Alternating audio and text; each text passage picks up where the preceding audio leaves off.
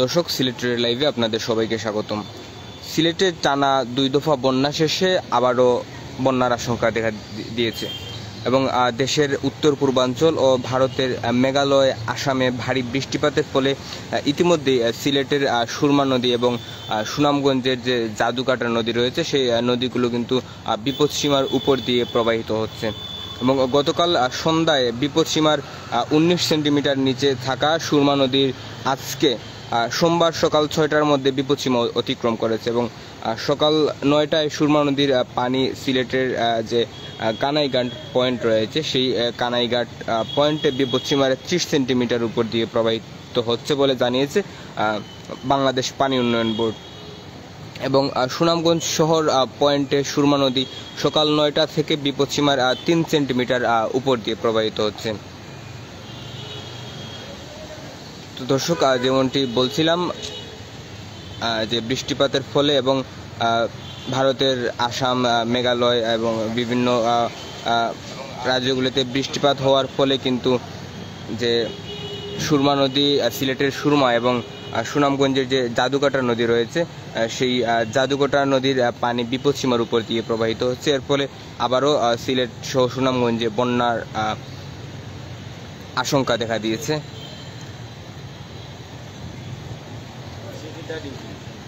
এবং এদিকে সুনামগঞ্জের শক্তিখোলা জাদুকাটা পানির নদীর পানি গতকাল সন্ধ্যা 6টার আগে মাত্র 3 ঘন্টায় 29 সেন্টিমিটার বেড়ে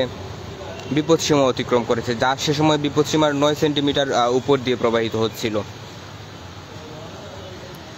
এদিকে জাদুকাটার পানি বিপদসীমার উপর দিয়ে প্রবাহিত হওয়ায় রোববার বিকেল থেকেই সুনামগঞ্জ তাহিরপুর সড়কের যে আনোয়ারপুর ও শক্তিখোলা এলাকা প্লাবিত হয়ে সেই এলাকাগুলোর যান চলাচল ব্যাহত হয়েছে এবং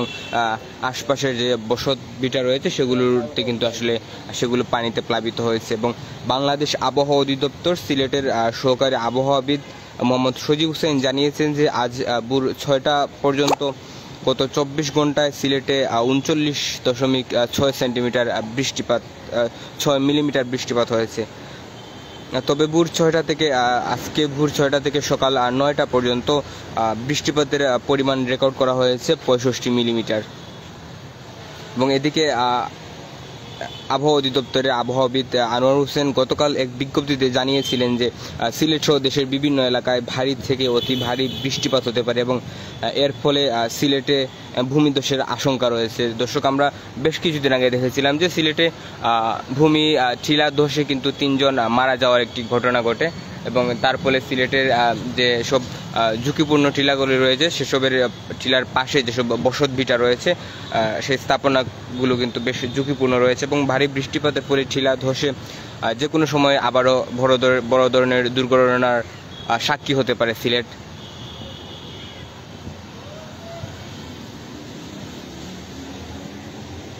এবং দর্শক, যেমনটি বলছিলাম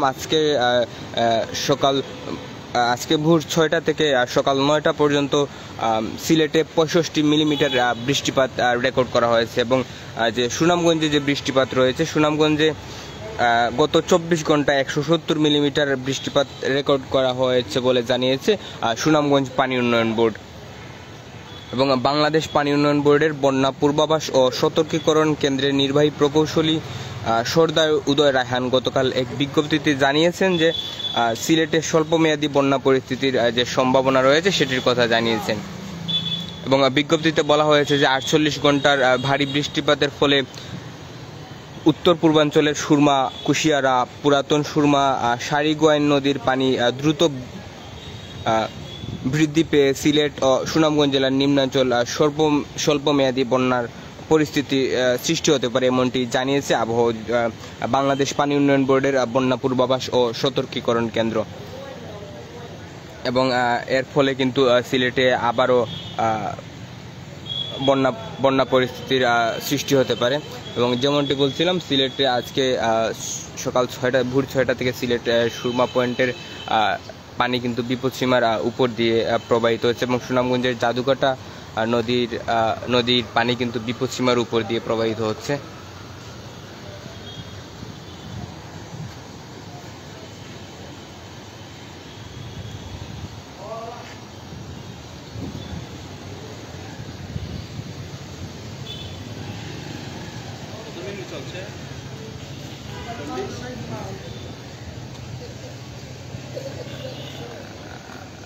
দর্শক, আমরা গতকালকে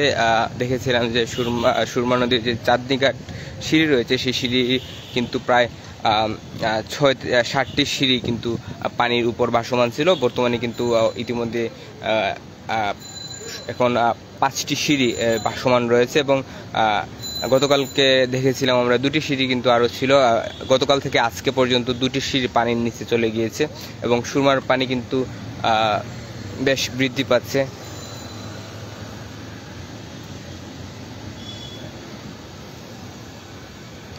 দর্শক, যেমনটি বলছিলাম যে ভারতের আসাম থেকে আসা আসামে বিভিন্ন রাজ্যগুলোতে ভারতের ঘন ঘন বৃষ্টিপাত হওয়ার ফলে পাহাড়ি ঢলের মাধ্যমে পানি আসার ফলে সিলেটের সুরমা নদী এবং সুনামগঞ্জের জাদুকাটা নদীর পানি বিপদসীমার উপর দিয়ে প্রবাহিত হচ্ছে এবং সিলেট এবং সুনামগঞ্জে কিন্তু আবারও বন্যা পরিস্থিতির সৃষ্টি হওয়ার আশঙ্কা রয়েছে।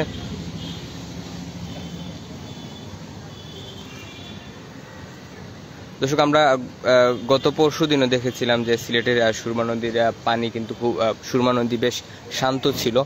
তবে আজকে বেশ স্রোত বইছে সুরমা নদীতে।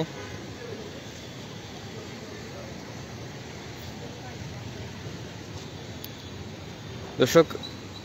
এই তথ্য আপনাদের জানিয়ে দেওয়ার জন্য আজকে লাইভে সংযুক্ত হওয়া, আমাদের সাথে এতক্ষণ লাইভে সংযুক্ত থাকার জন্য আপনাদেরকে অসংখ্য ধন্যবাদ।